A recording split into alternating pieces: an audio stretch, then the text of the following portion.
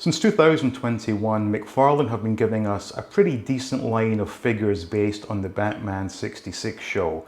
Sadly, it appears this has now come to an end, so stay tuned and I will reveal my findings.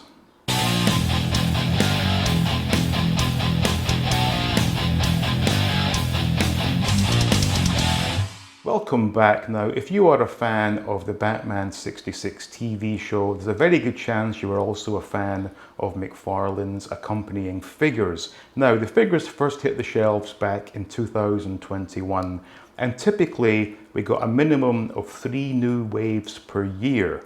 Now, the last wave to hit the shelves hit back in October of last year, so we're talking almost 4 months ago. And since then, there has been absolutely no news of any new figures, except the exclusive that I broke back in December of last year. Now, the reason I came into this information is I live in Thailand and I buy my figures from a company in Hong Kong, and they are way ahead of the rest of the world. And typically, I was getting my figures before the pre-orders even went up in America and Europe.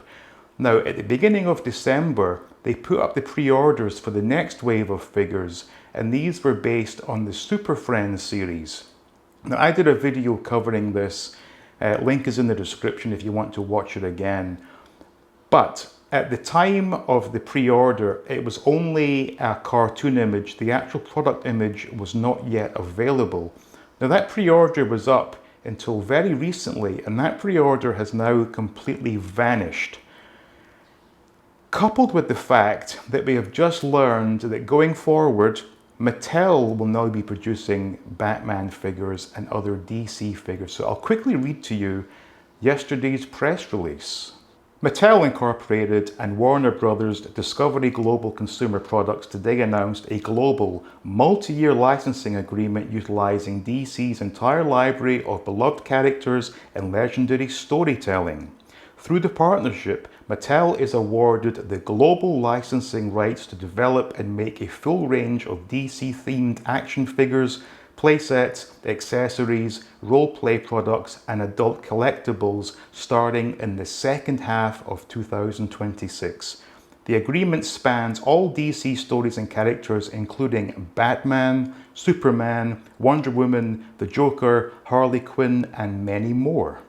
So there you have it. Going forward, Batman figures will be made by Mattel, which pretty much indicates the end of McFarlane's involvement with Batman figures, and in particular this DC Retro line. Now, the line itself, it was pretty good. It had a good run, some glaring absences, some of which were not the fault of McFarlane. So for example, in the case of characters like Commissioner Gordon and Barbara Gordon, the estate of the actors would not allow permission for their likeness to be used in action figure format, so McFarlane's hands were tied. But what is not acceptable is things like giving us a Wayne Manor library playset, yet not giving us the figures to populate it. Now, if I am way off the mark here and I am wrong, I will hold my hands up and apologise, but all evidence points to the fact that McFarlane's DC Retro line is well and truly over.